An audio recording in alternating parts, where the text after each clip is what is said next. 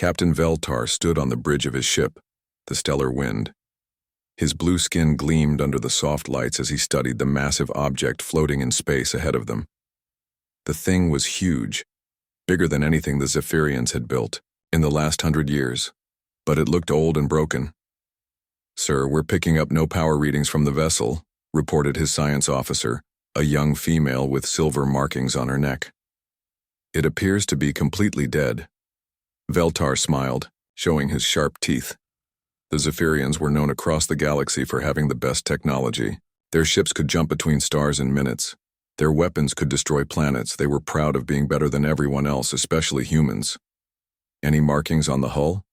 he asked.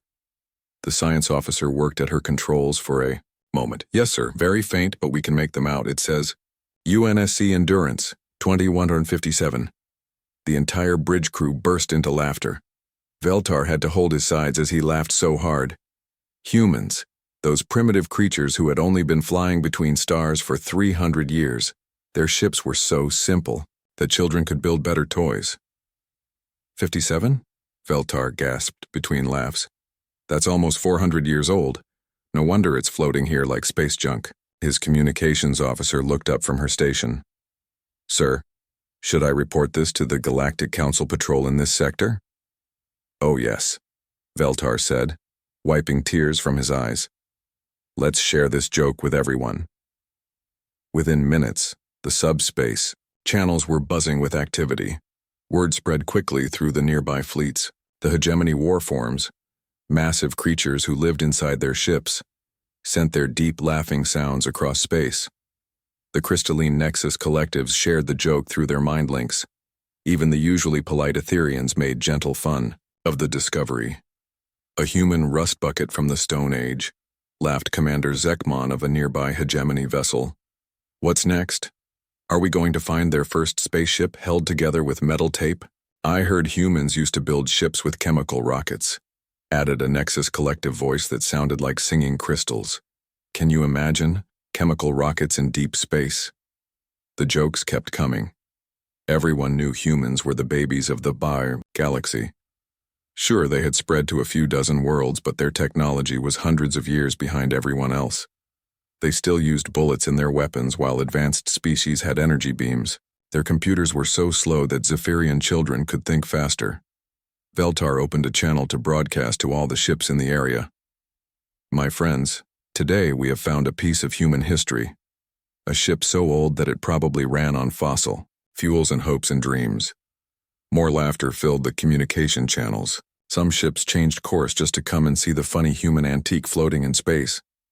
But while the aliens laughed and made jokes, something was happening inside the old human ship. Deep in its heart, behind layers of armor that looked simple, but were not, small lights began to blink. Sensors that had been sleeping for decades started to wake up. The ship's computer, buried in the very center where nothing could hurt it, detected the alien vessels nearby. It began to run through programs that had been waiting patiently for a very long time. Warning systems started checking themselves. Weapon systems began their startup sequences. The human ship had never been dead. It had been sleeping.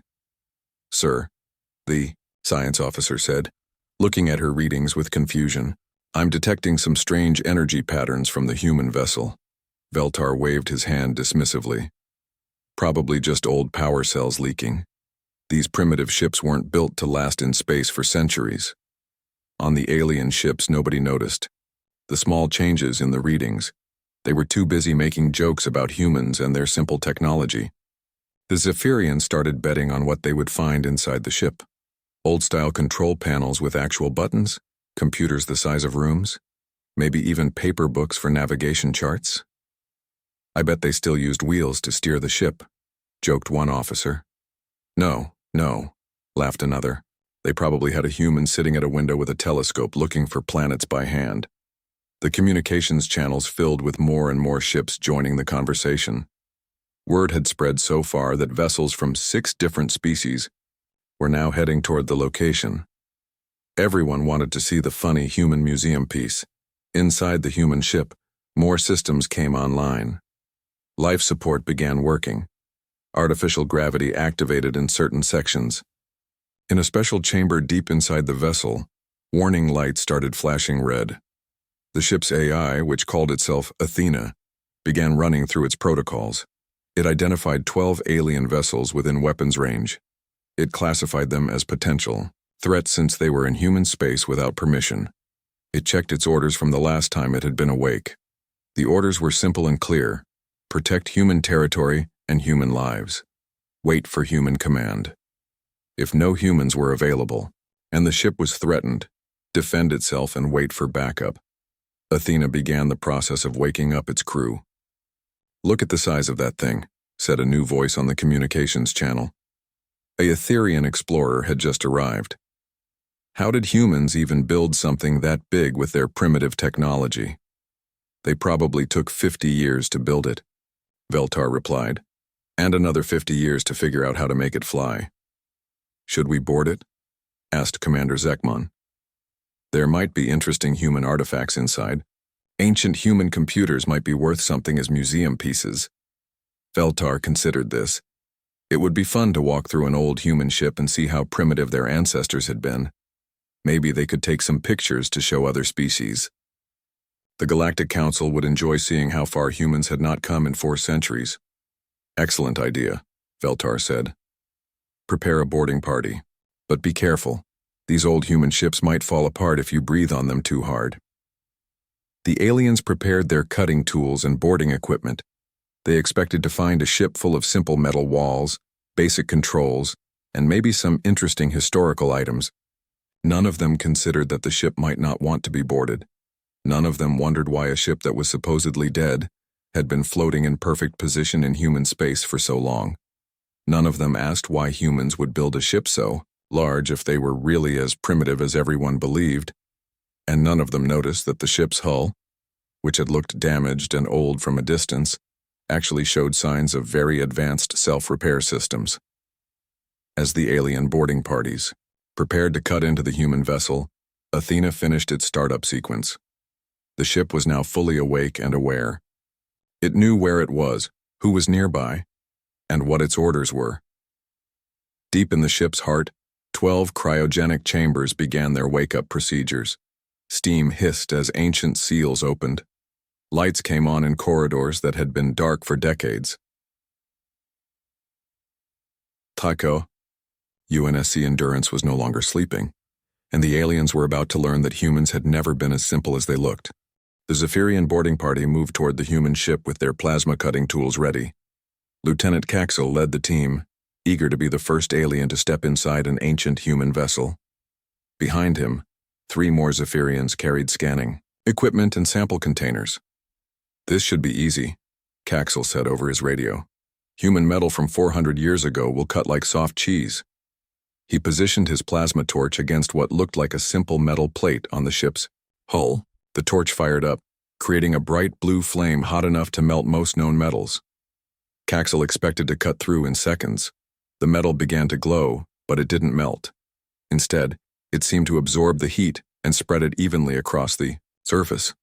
After 30 seconds of cutting, Caxel had barely made a scratch. "Sir, this metal is tougher than expected," he reported to Captain Veltar. "Use maximum power," Veltar replied. "It's probably just some thick, primitive armor. Humans always built things heavy because they didn't know how to make them smart." Inside the ship, Athena watched the aliens try to cut through the hull. The AI found their efforts amusing but not concerning. The hull was made of materials that wouldn't be invented by most galactic species for another 200 years. But the boarding attempt triggered defensive protocols. Warning lights flashed in the ship's command center as 12 cryogenic chambers finished their wake-up sequence. Captain Sarah Chen opened her eyes and took her first breath in 37 years. The cold air tasted like metal and recycled atmosphere, but it was good to be awake again. "Athena, status report," she said, her voice rough from the long sleep. "Captain, we have 12 alien vessels surrounding our position. One boarding party is attempting to breach the hull at Section C7. All systems are operational. Crew revival complete." Sarah sat up in her cryogenic pod and looked around the chamber. 11 other pods were opening, revealing her skeleton crew. All of them were military volunteers who had agreed to sleep for decades while waiting for orders that might never come. Hostile or curious? Sarah asked as she pulled on her uniform. Unknown, Captain. They appear to consider us primitive and non-threatening. Communication suggests they view this as an archaeological expedition. Sarah smiled grimly. Time to change their minds. Are they in human territorial space? Yes, Captain. They entered our space 4 hours ago without requesting permission. Then they're trespassing. Wake up all systems, Athena. Full operational status. Throughout the ship, systems that had been dormant for decades roared to life. The fusion reactors that powered the vessel weren't the simple power plants the aliens expected. They were quantum-enhanced engines that could power a small city. The ship's computers weren't slow mechanical devices, but quantum processors that could think faster than most biological brains. Outside, Caxel was finally making progress with his cutting. After 20 minutes of maximum power, he had managed to cut a small hole in the hull. But as soon as his plasma torch stopped, the hole began to close itself. What in the galaxy? He muttered, watching the metal flow like liquid to repair itself. Captain, this metal is healing itself. On the bridge of the stellar wind, Veltar frowned.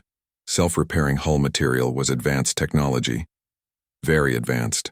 Most species hadn't perfected it yet, and humans were supposed to be centuries behind everyone else. Keep cutting, he ordered.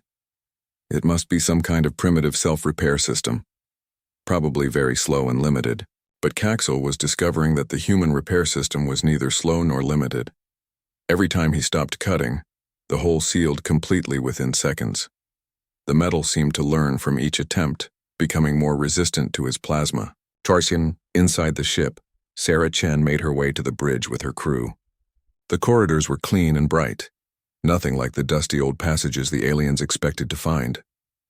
Holographic displays showed the positions of all 12 alien ships. Tactical systems were already analyzing their weapons and defenses. Captain, said Commander Martinez, her second in command, these ships are using technology from our database. Zephyrian plasma weapons, hegemony kinetic cannons, Nexus energy shields. Nothing we haven't seen before. Any of it dangerous to us? Sarah asked. Not really. Their most powerful weapons might scratch our paint if they're lucky. Sarah nodded and opened a communication channel to the alien fleet. It was time to introduce herself properly. Attention alien vessels. This is Captain Sarah Chen of the United Nations Space Command vessel Endurance. You are currently in human territorial space without permission. Please identify yourselves and state your business. The communication channels went silent. For a full minute, no one responded. Then Captain Veltar's voice crackled over the radio. Human vessel, this is Captain Veltar of the Zephyrian Exploration Fleet. We discovered your ship floating derelict and came to investigate. How are you able to communicate? Our scans showed no life signs. Captain Veltar, our ship was not derelict. We were in a scheduled maintenance cycle. Your boarding party is currently attempting to breach our hull without permission. This is considered an act of war under human law. More silence. Then nervous laughter from several alien ships. Human captain, said a new voice. Commander Zekmon from the hegemony vessel. You cannot be serious. Your ship is ancient. Your technology is primitive. How could anything you do be considered a threat to our vessels? Sarah looked at her tactical display. The alien ships were arranged in what they probably thought was an intimidating formation. To her eyes, they looked like children playing with toys. Commander, I think there's been a misunderstanding. You seem to believe human technology is primitive. Would you like a demonstration of how wrong you are? A demonstration? Veltar's voice was full of amusement. Little human, you are outnumbered 12-1. Your ship is 400 years old. What could you possibly demonstrate? Athena, Sarah said calmly. Target practice, please. Nothing lethal. Just enough to get their attention. Yes, Captain. The aliens watching from their ship saw something impossible. The old human vessel, which had been dark and lifeless moments before, suddenly blazed with energy. Lights raced along its hull in patterns that hurt to look at directly. The space around the ship began to bend and twist as gravitational fields activated. Then the Endurance moved, It didn't accelerate slowly like normal ships. It simply appeared in a new position, as if it had skipped the space in between. One moment it was surrounded by alien vessels. The next moment, it was above them, looking down like a predator studying prey. "Impossible," whispered the science officer on Veltar's bridge. "No ship can move like that. The power requirements alone would need a star for fuel." "Captain," Athena announced over the communication channels. "To demonstrate human technology, I will now disable your weapons systems. Please do not be alarmed. The aliens didn't see any weapons fire. They didn't detect any energy beams or missiles. But suddenly, every weapon on every ship simply stopped working. Plasma cannons went cold, kinetic launchers jammed, energy shields flickered and died." "What did you do?" Veltar demanded. "I asked your weapons to stop working," Athena replied politely. They agreed. The AI had used quantum manipulation to simply convince the alien weapons that they didn't want to function anymore. It was like hypnotizing machines, a technology so advanced that most species didn't even have theories about how it might work. "This is impossible," Commander Zekmon said, his voice shaking.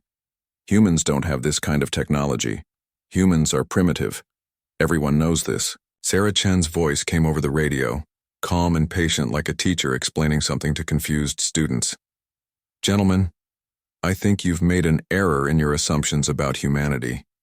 You see, we've been traveling between stars for 300 years now. Did you really think we spent that entire time building simple chemical rockets and metal bullets?" She paused to let that sink in. "Now, would you please remove your boarding party from our hull and withdraw from human space? I'm asking nicely, this time."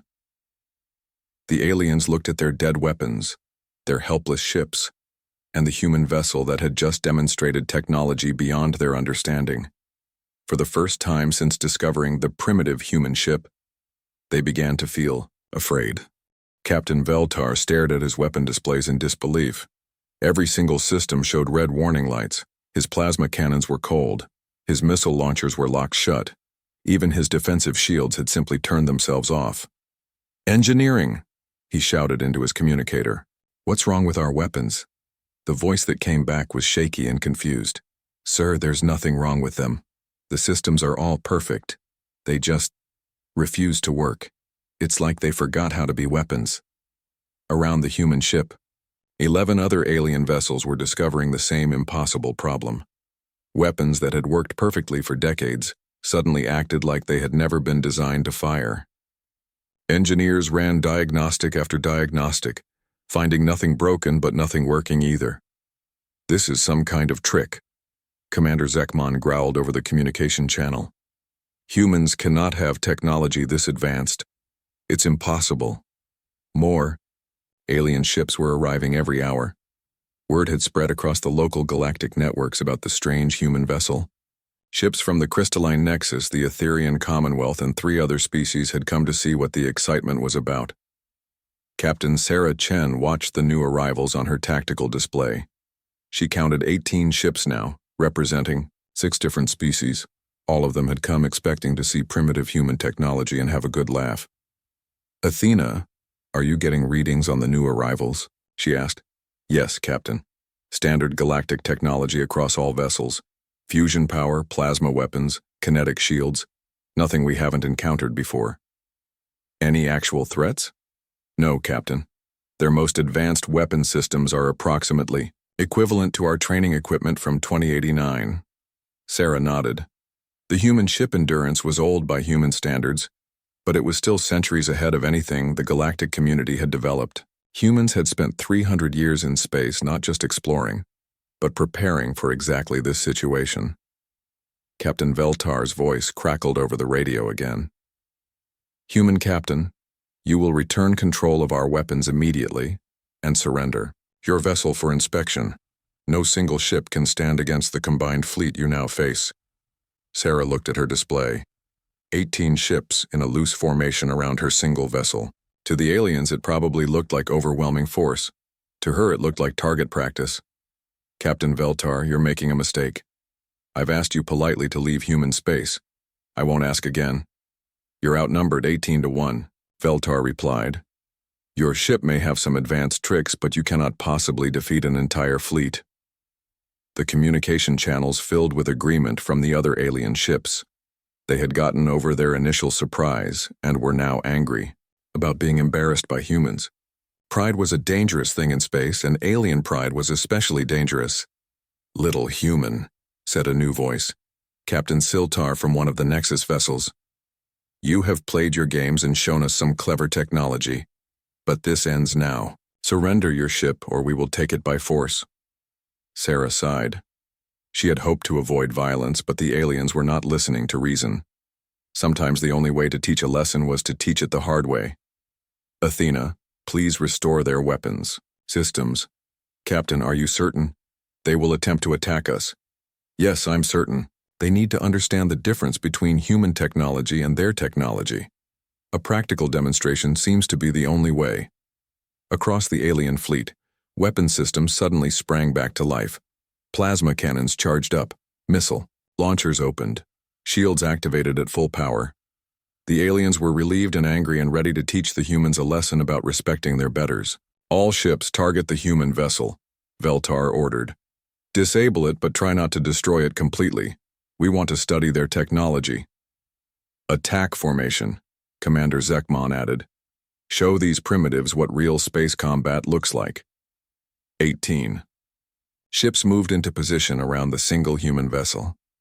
It should have been like watching a group of adults teaching a lesson to an overconfident child. The aliens expected the humans to either surrender immediately or die quickly. They got either. The first volley of fire from the alien fleet was impressive by their standards. Plasma beams that could melt asteroids, kinetic projectiles moving at significant fractions of light speed, and energy missiles that could crack a moon. Enough firepower to destroy a small city focused on one target. The weapon struck the human ship and simply disappeared.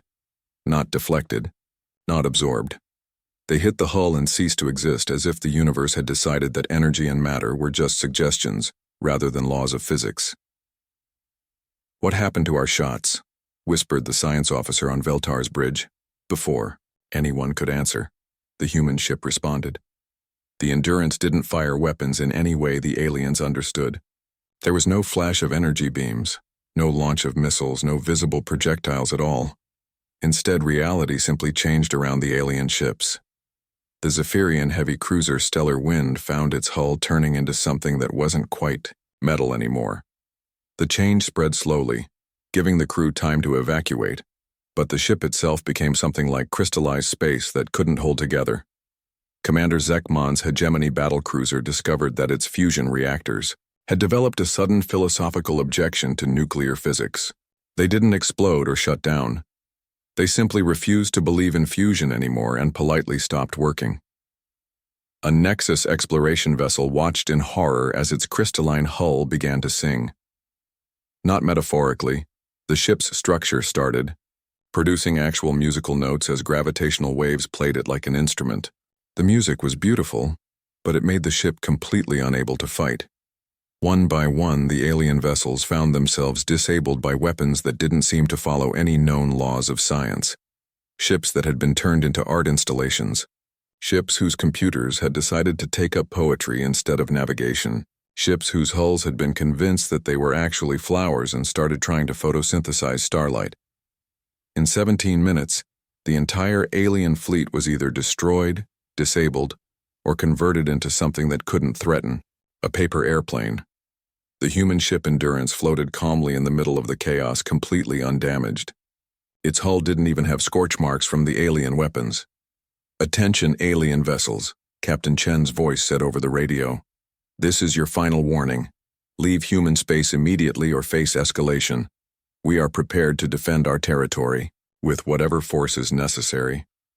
Captain Veltar found himself floating in a life pod, looking at what had been his ship. The Stellar Wind was now a beautiful sculpture made of crystallized space-time, but it wasn't much good for flying anywhere. How? He whispered. How is this possible? Other aliens were asking the same question from their own rescue pods. Their combined fleet had represented the military might of 6 different species, and one human ship had defeated them all without breaking a sweat. The answer came from an unexpected source. Athena's voice, speaking directly to the survivors, was patient and educational. Your mistake was assuming that human technology follows the same rules as your technology. You build weapons that throw energy and matter at targets. We build weapons that change what energy and matter mean. You have energy shields. We have reality shields. You shoot plasma. We shoot mathematics. The AI paused, as if considering how to explain something very complex to children. Humans have been fighting wars for thousands of years before we left our planet. We are very good at it. When we went to space, we didn't stop being good at war, we just got better tools. Captain Veltar realized he was shaking, not from cold or fear, but from the complete revision of everything he thought he knew about the universe. Humans weren't primitive. They weren't behind the galactic community. They were so far ahead that they made everyone else look like children playing with sticks and rocks. But the worst part was still coming. As the alien survivors floated in their rescue pods, emergency signals automatically went out to their home governments. Distress calls that would bring bigger fleets, angrier commanders, and a lot more firepower. The humans had just demonstrated that they could defeat any conventional attack, so the galaxy would have to try something unconventional, something much bigger, something that would make the current situation look like a polite disagreement between neighbors. The emergency session of the Galactic Council began exactly 4 hours after the last distress signal reached Council space. Representatives from dozens of species filled the great chamber on Nexus Prime, their faces showing confusion, fear, and anger in equal measure. High Chancellor Morgeth, an ancient Etherian whose silver skin reflected the chamber's lights, called for order. His forearms gestured for silence as the arguing voices finally quieted down. "We are here because of reports that seem impossible," he began, his voice carrying across the chamber through translation systems. "A single human vessel has allegedly defeated a combined fleet of 18 ships from 6 different species. Before we panic, let us examine the evidence." The holographic display in the center of the chamber lit up with recordings from the battle. The assembled representatives watched in stunned silence as their ships were disabled by weapons that seemed to ignore the basic laws of physics. "This is clearly false," declared Ambassador Krethan of the Zephyrian Empire. "Humans do not possess such technology. This must be some kind of elaborate deception." "The sensor logs have been verified by 3 independent sources," replied the Council's chief science advisor, a Nexus collective consciousness speaking through its crystalline representative. "The recordings are authentic. The human vessel did indeed disable 18 ships using unknown technology." Nervous whispers filled the chamber. If the reports were true, then everything the galactic community believed about humans was wrong. Completely wrong. "How is this possible?" asked General Vextor of the Hegemony Warforms. 3 months ago, human ships were using kinetic weapons and fusion engines. Primitive technology compared to our capabilities. "Perhaps," suggested Ambassador Yelana of the Outer Rim Confederacy, "the humans discovered an ancient alien cache, or made contact with one of the precursor civilizations." This theory was popular in the chamber. It was easier to believe that humans had found or stolen advanced technology than to accept that they had developed it themselves. The alternative was too disturbing to consider. "Whatever the source of their capabilities," Chancellor Morgeth said, "we must determine if humanity represents a threat to galactic stability. A species that can defeat multiple fleets with a single vessel could upset the balance of power." The discussion went on for hours. Some representatives argued for immediate diplomatic contact. Others wanted to wait and observe. But General Vextor had a different suggestion. "We should assume the worst case," he growled, his massive form looming over the other delegates. "If humans have this level of technology, they are a threat to every species in the galaxy. We should contain them before they can expand further." "Contain them how?" asked Ambassador Krethan. "With overwhelming force. If one human ship can defeat 18 of ours, we bring 100. If that's not enough, we bring 1,000. There is no technology that can stand against sufficient numbers." The chamber erupted in debate. Some species supported the military option. Others worried about starting a war with an unknown enemy. But fear was a powerful motivator, and fear was winning the argument. Chancellor Morgoth raised all forearms for silence. If we decide on military action, it must be decisive. We cannot afford to underestimate human capabilities again. I agree, said General Vextor. I propose we assemble the largest fleet in galactic history. Every species contributes ships. We locate the human homeworld and demand complete surrender of their military technology. And if they refuse, asked the Nexus representative, then we demonstrate that there are some things even advanced technology cannot overcome. We blockade their entire species until they comply. The vote was close, but fear ultimately decided the outcome. Military action was authorized by a margin of 3 votes. The largest fleet in galactic history would be assembled under General Vextor's command. But while the Galactic Council debated and planned, other communications were traveling through space on frequencies they couldn't detect. Captain Sarah Chen sat in her ready room aboard the Endurance, composing a message that would travel through quantum-entangled communication channels to Earth. Her report was detailed but calm, summarizing the encounter with the alien fleet and the likely consequences. Fleet Command, this is Captain Chen, aboard UNSC Endurance. Package delivered as ordered. First contact has been initiated under hostile circumstances. Alien response was as predicted. Initial mockery followed by military escalation when their assumptions proved incorrect. She paused, considering her next words carefully.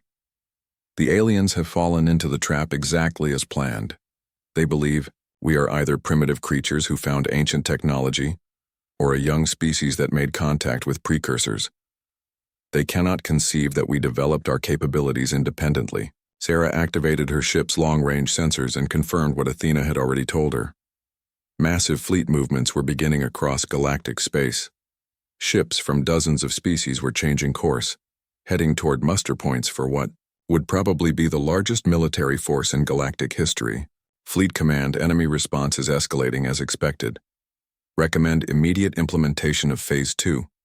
They're bringing everything they have, which means it's time to show them everything we have. The quantum communication burst was encoded and transmitted instantly across thousands of light years. At the same time, similar messages were being sent from observation posts throughout galactic space. For 300 years, humans had been watching, learning, and preparing for this exact moment. The response from Fleet Command came within an hour. UNSC Endurance. This is Fleet Admiral Rodriguez at Sol Command. Outstanding work, Captain. Your mission was to reveal human capabilities in a controlled manner and provoke the expected response. Mission accomplished. The message continued with new orders that made Sarah smile grimly. Phase 2 is authorized. Full fleet response approved. ETA to your position. 72 hours. Your orders are to wait for the alien fleet and keep them busy until we arrive. Make them think they have a chance. Sarah read the rest of her orders and felt a mixture of anticipation and pity for what was about to happen. The aliens thought they were bringing overwhelming force to crush a primitive human vessel. They had no idea what they were really walking into. Athena, she said aloud. How long until the alien fleet reaches us? Based on their departure schedules and maximum cruising speeds, approximately 74 hours, Captain. Perfect timing. And our backup? The fleet will arrive 2 hours before the alien forces. They will have time to prepare the reception. Sarah stood and walked to her ready room's viewport, looking out at the stars. Somewhere out there, hundreds of alien ships were burning fuel at maximum speed, racing to teach humanity a lesson about knowing their place in the galaxy. They were about to learn a lesson themselves. A lesson about what happened when you underestimated a species that had been preparing for galactic war since before most of their civilizations had discovered fire. Athena, send a message to the alien survivors we rescued. Tell them they're welcome to stay and watch what happens next. They might learn something. What should I tell them to watch for, Captain? Sarah smiled, and it was not a nice smile. Tell them to watch for the moment when the galaxy discovers that humans don't just fight wars. We end them. The message went out to the alien survivors who were still floating in their rescue pods near the human ship. Most of them immediately requested to be taken to the nearest galactic station. But a few, driven by curiosity or professional duty, decided to stay and observe. They would later wish they had left with the others, because in 72 hours, the human fleet would arrive, and the galaxy would learn that the UNSC Endurance wasn't humanity's most advanced warship, it was their oldest. The alien armada arrived exactly when Athena predicted they would. General Vextor stood on the bridge of his flagship, the massive hegemony dreadnought Inevitable Conquest, looking at the largest fleet ever assembled in galactic history. 547 ships from 23 different species stretched across space in a formation that took an hour to cross at the speed of light. Dreadnoughts the size of cities, carrier vessels that held thousands of fighters. Support, ships equipped with planet-cracking weapons, the combined military might of most of the known galaxy, all focused on one target. One human ship that floated calmly in the void, apparently alone. "Sir," reported his tactical officer, "we have the human vessel on sensors. It's just sitting there, not moving." General Vextor studied the readings with satisfaction. The human ship showed no signs of preparing for battle. No weapon systems charging, no shields at maximum power, no attempt to flee. Just one old vessel waiting quietly for its doom. "Open communications to all fleet units," he ordered. "Today, we teach humanity about the consequences of challenging galactic authority." The communication channels filled with acknowledgments from ship commanders across the fleet, Zephyrian captains eager for revenge, Nexus collectives calculating optimal attack patterns, Etherian commanders reluctantly following orders. Even some of the smaller species had sent ships, not wanting to miss the chance to see humans humbled. "Human vessel," General Vextor broadcast on all frequencies. "This is General Vextor commanding the combined galactic defense fleet. You are outnumbered 500 to 1. Surrender immediately and hand over all advanced technology, or face complete destruction." The response came immediately from Captain Sarah Chen. "General Vextor, this is Captain Chen of the UNSC Endurance. Before we discuss surrender, I need to correct an error in your assumptions." "What error, human?" "You seem to believe the Endurance is our most advanced ship. That's not quite accurate." General Vextor laughed, a sound like grinding metal that filled the communication channels. "Human, you have one ship against 500. It doesn't matter how advanced it is." "Actually, General, it does matter. You see, the Endurance isn't our most advanced ship." Captain Chen's voice was calm and patient, like a teacher explaining something obvious to a slow student. "It's our oldest." Before General Vextor could ask what that meant, space began to tear open. The first rift appeared, directly above the alien fleet, a wound in reality that stretched for thousands of kilometers. Through it came something that made the alien ships look like toys. A vessel so large that its shadow covered dozens of their dreadnoughts. Its hull was black material that seemed to absorb light itself, covered in equations that hurt to look at directly. Then another rift opened, and another, and another. Within minutes, the space around the alien fleet was filled with human ships that challenged everything the aliens thought they knew about engineering. Vessels that existed partially outside normal space-time. Ships whose hulls were made of crystallized mathematics. Carrier craft that launched not fighters, but autonomous weapons platforms that thought faster than biological minds could process. "Impossible," whispered General Vextor's science officer. "Sir, I'm reading ships the size of moons.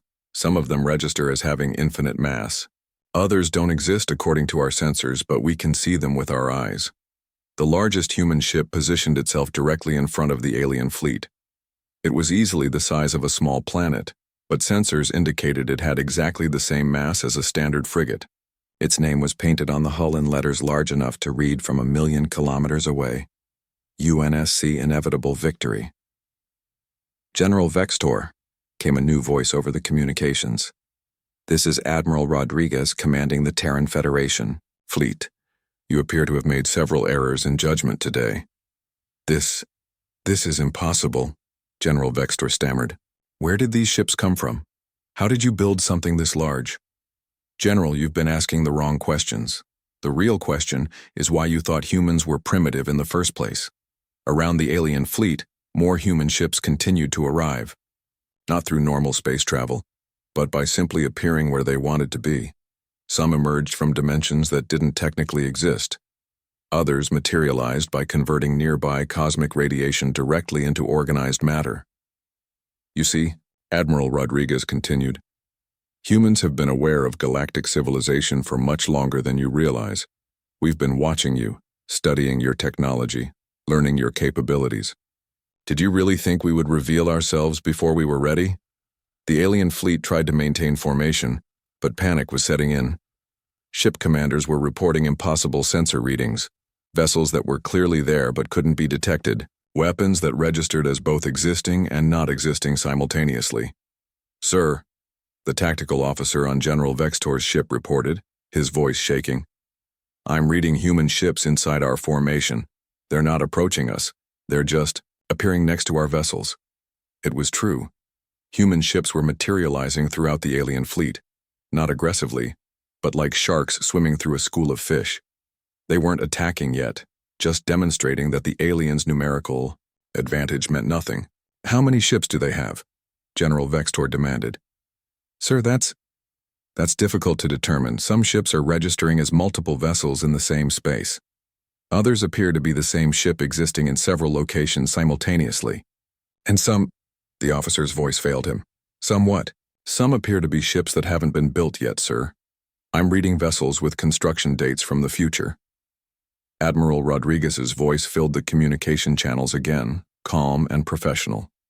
General, you made the same mistake everyone makes when they encounter humanity. You assumed we were primitive because our technology looked different from yours. But humans have been fighting wars since before most of your species discovered fire.